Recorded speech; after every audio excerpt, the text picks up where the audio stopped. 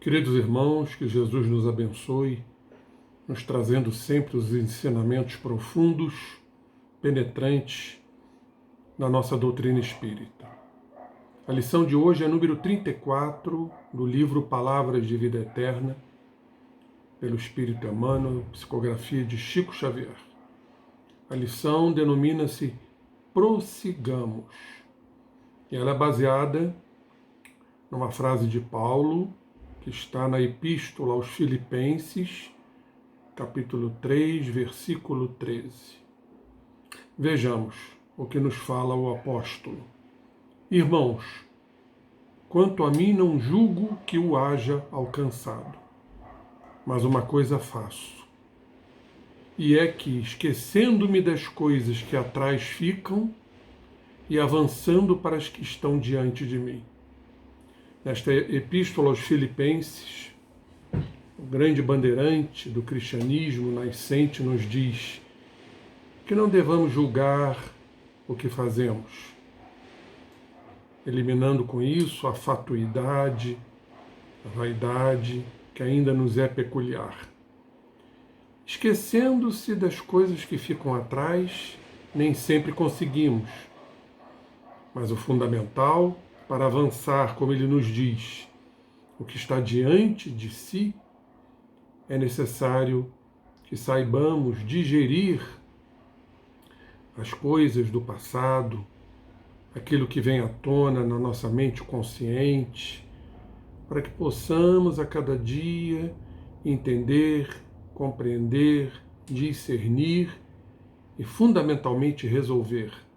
É a consciência que resolverá as mazelas do inconsciente para que possamos avançar neste caminho, como nos fala o apóstolo Paulo.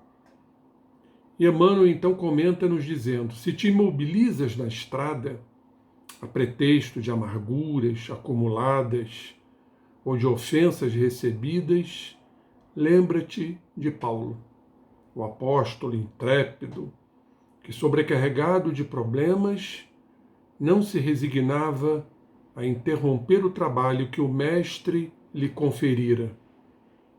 Assim somos nós. O Mestre nos conferiu um trabalho. Está na Missão dos Espíritas, proferida por Erasto, no Evangelho segundo o Espiritismo.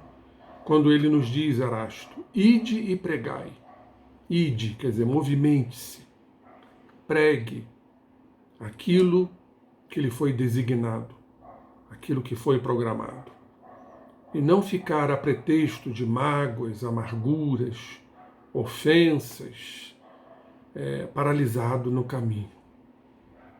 Temos que exatamente trabalhar o oposto, diante das mágoas, das ofensas, das amarguras, legitimamente o perdão. O amigo providencial da gentilidade, Paulo, não se entretinha a escutar os remorsos que trazia do seu tempo de adversário e perseguidor do Evangelho. Ele não lamentava os amigos descrentes da renovação de que fornecia testemunho. A intrepidez de Paulo estava aí. Ele não se entretinha a escutar os remorsos, as culpas, já buscava o auto-perdão. Assim também o perdão diante das mágoas e das ofensas. Não era afeito a lamentações, às lamúrias dos amigos, aqueles que o abandonaram, os descrentes da renovação. O apóstolo também não se queixava dos parentes que o recebiam, empunhando o azorrague da expulsão, como o fez seu pai, Isaque, a lhe expulsar de casa, por ter abraçado a doutrina redentora do Cristo. Ele também não se detinha para lastimar a alteração dos afetos que a incompreensão azedara no vaso do tempo. Diante do seu apostolado, ele não lastimava tantos afetos que se tornaram desafetos, que o abandonaram na ingratidão, na incompreensão. Ele também não cultivava a volúpia da solidão, porque lhe faltasse a bênção do tálamo doméstico. Paulo também estava extremamente só, mas não cultivava a volúpia da solidão, pelo distanciamento do tálamo doméstico, do lar, quando foi renegado, porque a solidão não existia nele. Ele estava com Cristo, ele estava no trabalho, na faina, ele estava na labuta, exemplificando claramente a sua missão em todos os rincões. Ele não se fixava nos espinhos que lhe ferreteavam a alma e a carne, não obstante reconhecer-lhes a existência. Ele reconhecia a existência dos espinhos, dos acúlios que ferreteavam o seu espírito e o seu corpo. Quantas vezes foi supliciado nos postes da tortura, do chicote, como seu corpo sofreu. Reconhecia a existência, mas não se fixava, não criava fixações mentais. Não parava com o objetivo de reclamar contra as pedradas do caminho, que foram inúmeras. Não se concedia férias de choro inútil ante as arremetidas do mal. Não se demorava na rede de elogios sob o fascínio da ilusão.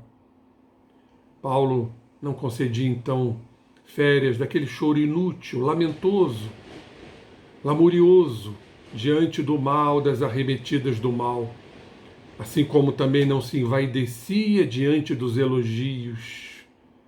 Que trabalho de transformação, de conversão, desde as portas de Damasco. Ele também não se cristalizava nos próprios impedimentos, seguia sempre na direção do alvo que lhe cabia atingir, determinado, operante, diante do objetivo traçado e firmado em seu espírito. Não se cristalizava nos impedimentos, nos obstáculos, nos óbices. Seguia avante, seguia em frente. Assim também nós, endividados ou pecadores, pobres ou doentes, fracos ou inábeis, desiludidos ou torturados, uma coisa façamos, meus irmãos, acima de todos os tropeços e inibições, prossigamos sempre adiante, olvidando, ou seja, esquecendo o mal e fazendo o bem.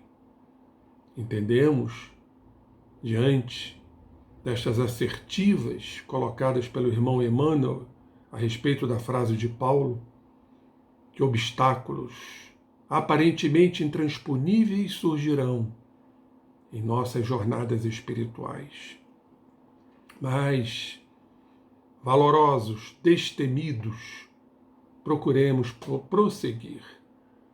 Como Jesus nos afirmou, aquele que perseverar, salvar-se-á. Que Jesus nos abençoe sempre, a cada dia, na nossa jornada redentora, na nossa caminhada, pois sabemos que inúmeros espinhos, inúmeros pedrouços, inúmeros buracos, inúmeros abismos surgirão. Mas a fé que alicerça a esperança diante das adversidades, a fé nutre a resignação, alimenta a paciência. Como disse o Mestre amado Jesus, bem-aventurados os pacíficos, porque serão chamados filhos de Deus. Irmãos, que Jesus nos abençoe. Sabemos que a nossa jornada é áspera, mas venceremos, pois estamos com Cristo em nossos corações, Jesus nos acompanhando. E lembrando, para terminar, de sua última frase, da sua derradeira frase, que sempre cala fundo em nossos corações. Por que derradeira? Porque é a que fica diante de nossas aflições. Jesus, então, intrépido, corajoso, puro, pleno, nos convida ao seu aconchego, nos dizendo: bem-aventurados os que sofrem. Vinde a mim, vós que sofreis. Serão consolados e vos aliviarei, porque meu fardo é leve e meu jugo é suave.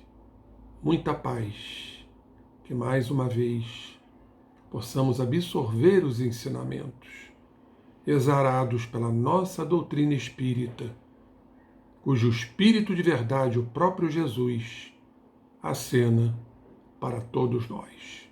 Graças a Deus.